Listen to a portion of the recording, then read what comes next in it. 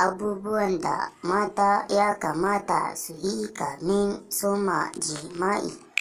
Barka da zuwa Masoya 24.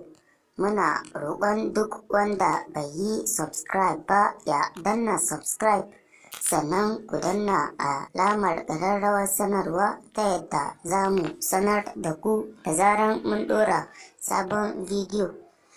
Abubuwan da ya kamata mata su yi kamin soma jima'i. Abinci da mace za ta ci kamin jima'i.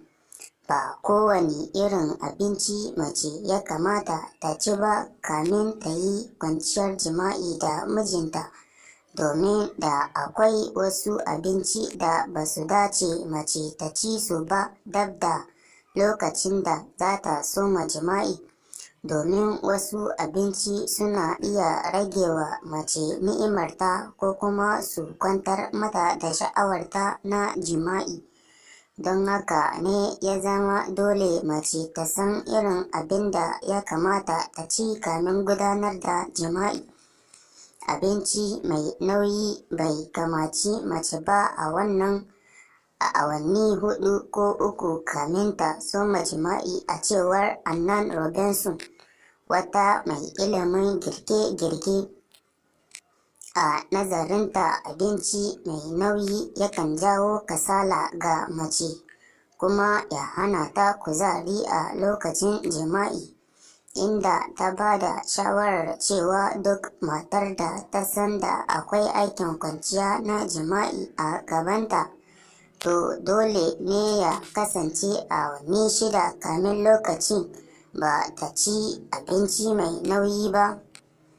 Dukkanin masana ilimin girke-girke da kayan maƙulashe sun nuna cewa mace kamin jima'i abincinta kada ya wuce abinci mara nauyi, kuma su kasance masu ruwa-ruwa ba sosai ba.